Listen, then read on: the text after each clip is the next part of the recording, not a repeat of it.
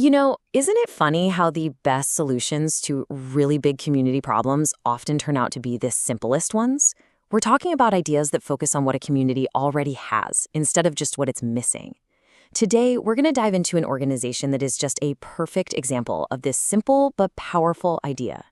So, this is the Cowlitz Valley Harvest Rescue. And honestly, their whole mission is right here in this logo. See, on the one hand, you've got this overflowing basket that's all about rescuing the food in abundance that's already out there. But then you've got the tools, which symbolize the hard work of growing a whole new harvest. It's this brilliant two-pronged attack on food security. They're using what they have and building for the future. But what got them started on this mission in the first place? What specific problem were they trying to solve in their valley? Well, it really all boils down to a pretty basic need: getting access to fresh, healthy food. This one number, it tells you so much of the story. For a lot of families in the Upper Cowlitz Valley, 30 to 60 minutes is the one-way travel time to a proper, full-service grocery store. Just imagine that. Adding an hour, maybe two, of just driving to your weekly shopping trip, that's a massive barrier to getting fresh food on the table. And here's the thing. It's not just about the distance. That's only part of it. The real challenge is how all these issues pile on top of each other. You've got seasonal work, which means your income isn't stable. Then food costs are going up, which is even tougher to deal with. And if you don't have a reliable car, that long drive we just talked about becomes practically impossible. It's not a single problem. It's this tangled web of challenges. Okay, so you're facing that huge web of challenges. What do? Well, the community came up with their first brilliant solution. Let's not let the food that's already here go to waste. This quote from their proposal just nails the whole idea. It's a community-powered gleaning program. Think about all the apple trees or berry bushes you see in people's backyards where half the fruit just falls on the ground. This program builds a bridge, connecting all that excess food to the people who really need it. And the process itself? It's so simple. It's beautiful. Landowners sign up. A volunteer pops over to check out the site. They schedule a harvest. Then teams of volunteers show up. They pick, they sort, they weigh the food, and boom, it's immediately distributed. It's a straight shot pipeline from a backyard to a kitchen table. So where does all this amazing fresh food end up? Well, it strengthens the entire community safety net. It's not just going to one spot. It's going to food banks, community meals, school pantries, and even workshops that teach people how to preserve food for the winter. This just goes to show how deep their impact really is. But rescuing the harvest? That's really only half the story. The other part of their solution, which is just as important, is all about creating a food-secure future by, growing it together. And they do this using something called a shared work, shared harvest model.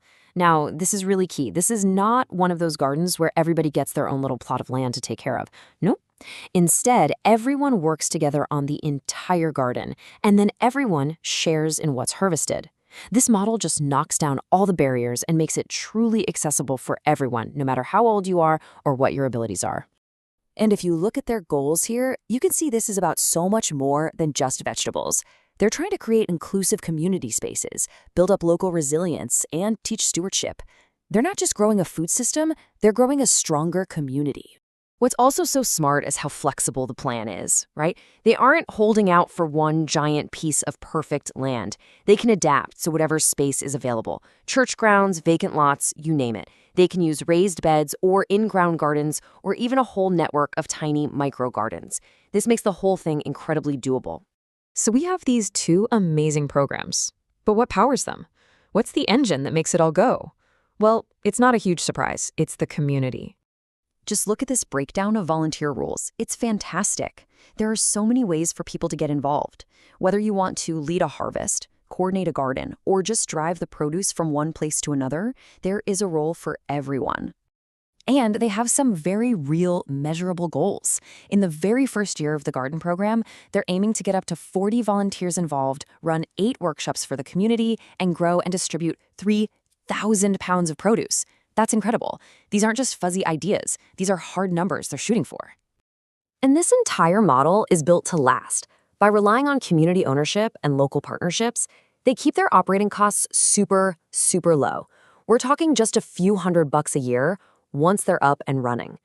That's the key right there to making it a truly sustainable, long-term solution, not just a band-aid. So where does all this go?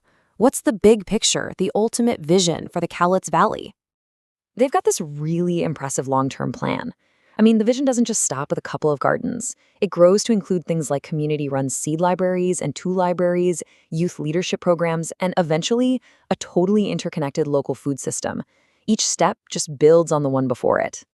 And this quote just says it all, doesn't it? This is the end game. It's not just about food security in a technical sense. It's about connection. It's about health. It's about strength. It's about changing the fundamental relationship a community has with its food and with each other. The Cowlitz Valley Harvest Rescue is such a powerful model for how a community can solve its own problems just by unlocking the resources and people it already has. It really makes you think, doesn't it? What unused fruit trees, what empty lots, what willing neighbors are right there where you live? What untapped abundance is just waiting to be rescued or grown in your own neighborhood?